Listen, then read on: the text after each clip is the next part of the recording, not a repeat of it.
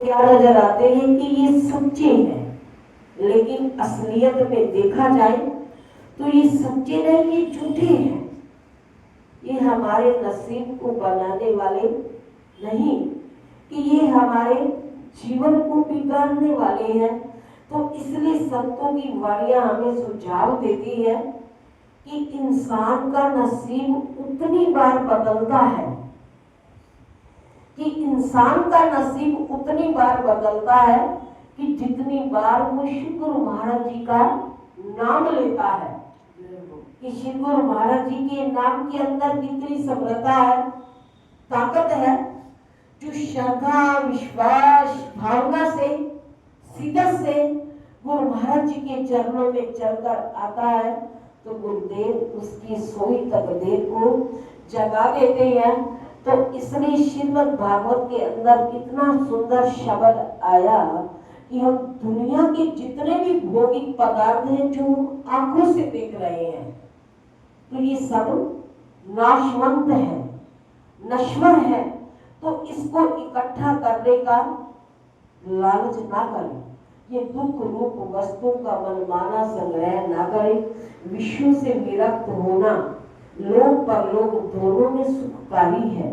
नरक में आहार का सुख नहीं मिलता, वहां प्राणी को घोर कष्ट सहन करने पड़ते हैं। तो इससे संसार में आकर दुख से छूटने का उद्योग करना चाहिए, अन्यथा नरक तो निश्चय ही प्राप्त होता है। जीवन भर वह जीविका के लिए और स्त्री पुत्र आदि के लिए अनियम करता और लोभ आदि के कारण वास्तविक लाभ नहीं उठाता और जीविका को तो कभी स्थिर रहती ही नहीं है। कि जीवन भर हम इस जीविका को कमाते हैं, इस जीवन को चलाने के लिए कि हमने धन इकट्ठा करना है, दुनिया के ऐशो आराम इकट्ठे करने हैं, लेकिन कि ये दुनिया, ये लालच, ये लोभ, ये सब इनके अंदर कोई लाभ नहीं है।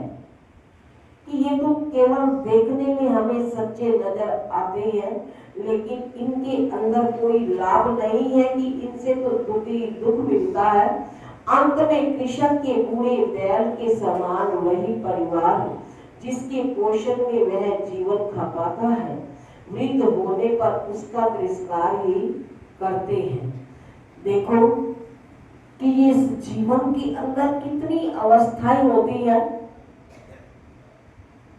बाल अवस्था, कुमार अवस्था, जवानी, बुढ़ापा और मृत्यु। कि बाल अवस्था से लेकर मृत्यु तक हमारी अवस्थाएं बदलती रहती हैं और साथ साथ में समय भी बदलता रहता है। कि समय हमेशा परिवर्तनशील होता है।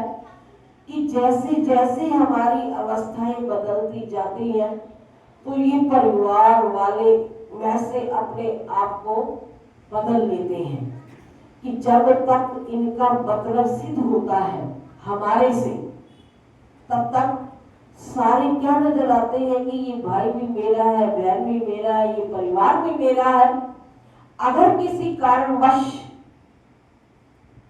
कोई हानि लाभ हो जाता है तो उस वक्त सारे परिवार वाले पीछे हटने लगते हैं कि अब तो इसके पास कुछ रहा नहीं, तो इसको पूछकर हमने क्या करना है।